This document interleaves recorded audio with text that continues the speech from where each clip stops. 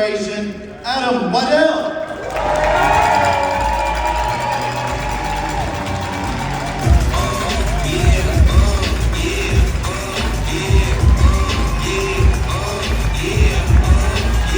Let's go! Wait a minute, get it how you live it. 10 toes in when we standing on business. I'm a bitch. How y'all doing today? I want you guys to really remember today. I want you to let it sink into your mind. And because I want you to think back from this a year from now and make this thing really grow. And next January, when we come in here, if everybody puts in the right amount of effort and the right amount of recruits, we'll be able to come in here next year and rent this thing out and be able to pay for the heat.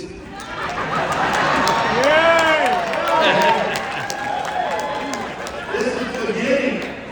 You know, like people were married, they remember we had that little apartment, we only afford a pizza, half a slice of pizza, those are the days. These are those days. These are days we're getting started. I remember that time we had to figure out go home, we couldn't even afford the heat. Next year, like, it's so warm in here. Last year we were freezing, we couldn't afford the heat last year. But we fought through, we made it happen. And this year it's 70 degrees in here instead of 60.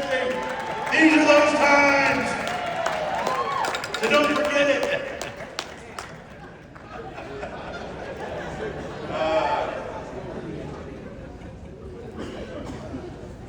Environment is important. Huge amounts of people in big base shops are important because there are things that happen in a big base shop that you can't force to happen in a small base shop. Yeah.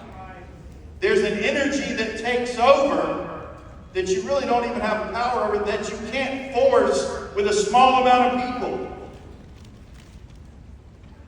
Now, and the perfect example happened earlier, so thank you for letting that happen. That's what made me say all this right here. You have a big group of people in here that you don't have any control over, and you have a guy up here throwing out a couple t-shirts that you don't even know if they're your size, or they're a color you like, or if they're dirty t-shirts or old t-shirts, but they're throwing them out and people are going crazy with a t-shirt.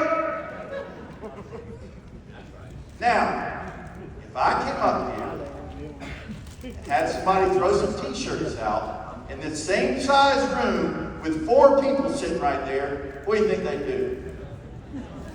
They wouldn't even throw a hand out. Watch it. What? You see what I'm saying? You can't create that kind of energy with a few people. Mm-hmm. That kind of energy with a big amount of people, you can't control it. That's good, Ed. And it shows you that people want a chance at something. So if you put them in the right environment where they know there's a chance, which is in your base shop, in this company, in Primerica, and you throw out there the chance that you can be a $100,000 earner, you can be $1 million earner, you're going to have people fighting for that. And they're going to create competition within the base shop. You create guys that stirring up competition, one to beat this guy, one to beat that guy. But if you have 3 people in there fighting for that, there's no energy. You can't make them want it bad enough. They can't believe it. Right? Right. Man in the masses is predictable. 3 little people in the front. That's right. You know, well, I don't want to look dumb if I throw my hand up and raise and grab the shirt. But you are trying to kill each other for the t-shirt. Not even really knowing what it is. You're throwing dirty underwear out there, wadded up. Killing each other for the dirty underwear.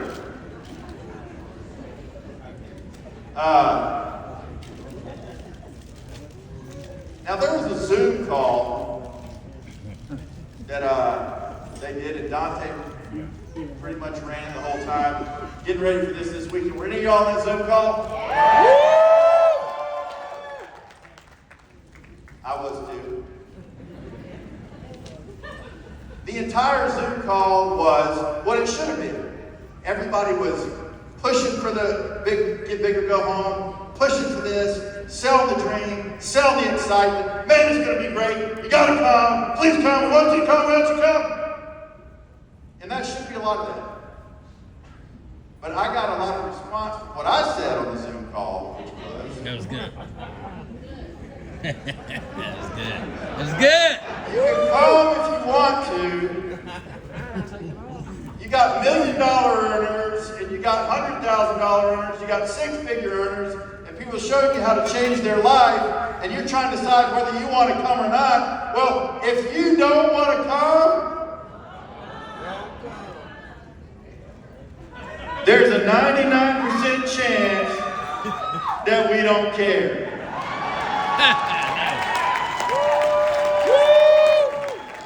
Thank you to DeWitt for my shirt.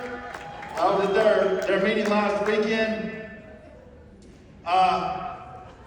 This is a great opportunity. There's a lot of opportunities out there today that sound great, but they're not. So people don't necessarily believe what you're saying. It's hard for everybody to believe what you're saying. But you've got to go through the numbers. You've got to offer it to people. They're going to jump on or they're not. You can't beg them to come. Are you interested? Yes. Are you not? No. Move on. That's right. And Warren last year was up here. You know, people think, well, I'm not sure what to say to people. I don't know the right thing. Are you interested in this? Are you interested in having a better opportunity? Are you interested in a better thing for your family? Are you interested in education? And what Warren said last year, say something. Say something. But if you miss you miss 100% of the shots you don't take, right? And people look, well, I don't want to, I'm afraid somebody might say no. I'm afraid I might get rejected. You know what that tells me? You don't want it bad enough. Hello. How many guys in here have ever asked a girl out? Now, you didn't know she was going to say no or not, right? But if that girl said no, are you never going to ask another one? No. Why? Because you desperately want something that those ladies have to offer. And past a certain point, you're not going to take no for an answer until you go through the numbers. You go through the numbers. That's right. That's right. This is an opportunity that pays off. You go through the numbers. You go through the no's. You find the yeses. I hear a lot of people coming up here and saying, and we are super grateful, absolutely grateful. You got people here that are making $500,000 a year, $1 million a year. You hear people say, they don't have to be here, they don't have to be here. No!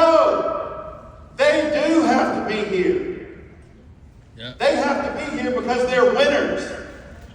And they will not allow themselves to not be here and get better and learn and give back. It's always the kids growing up in school doing the extra credit that were making the A's, right? Why are you doing extra credit? You don't need extra credit. You got the A's. They can't help it. They have to. They can't help themselves. You are in a business here. Where's my time person? All right.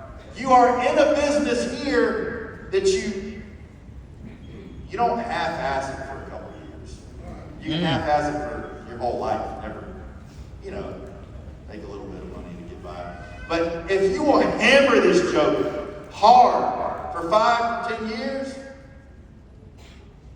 you literally, Sebastian took 10 years off and did whatever he wanted to do, making $500,000 a year from the company, probably more than that with stocks and other things, for 10 years, doing whatever he wanted to do because he built a business. Yeah. But guess what happened to Sebastian? He could not help himself. he's too much of a winner. He's too much of a champion. He tried to push it away and, I'm just not interested in that. No, but deep down, really, he was. And now he's back to build again, to give back. Once you get to a certain level of income in life, and you can buy anything you want, you can go anywhere you want to go, after a while, if that's all you got, it's boring. You reach the highest level in life to where you're financially independent, and the biggest thing that gives you the most happiness, the most joy, the most thing is giving back. Giving other people the opportunity, being able to take care of things when you need to, teaching other people. There's no other opportunity like that out there. And I'm going to say this real quick. I should have done this in earlier. Ritter wanted me to say it. Your dad wanted to say it. I talked about this in the, as far as environment, I talked about this last year at Unicoid. And I can't even talk about this. I literally can't talk about it without, like, it starts to really piss me off. But you cannot have a negative environment around you or in your base shop. That's right. I compete at the highest level, strongman competitions, where I've got 800 or 900 pounds on my back squatting it. I'm picking up 1,000 pounds. We're literally pulling 18-wheeler trucks. And there's tons of videos out there of showing people getting hurt in lifts. I don't ever look at those. I don't want to see those. I don't want you sending me those videos. You know why? I don't want, in my mind, knowing, in my body knowing, this is an option for me to get hurt when I'm performing at the highest level. That's right. Come on, man.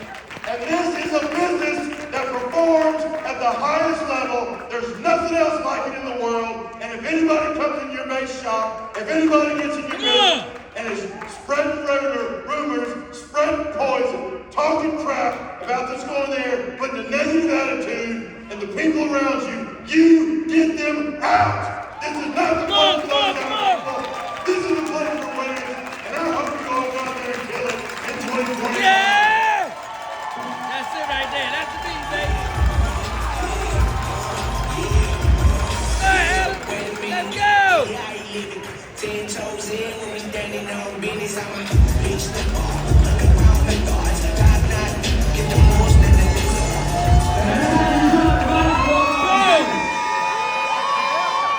Y'all excited? Man, y'all excited? I'm trying to warm y'all up. Y'all excited? Man, y'all ain't excited. Y'all cool. And I got the honor and the pleasure of bringing up our next speaker today. I've known this guy since I was a little kid in Cranberry, being a second generation. Drop the mic. Our family's real close, real good friends. Him and his wife came to me and my wife's wedding. I just got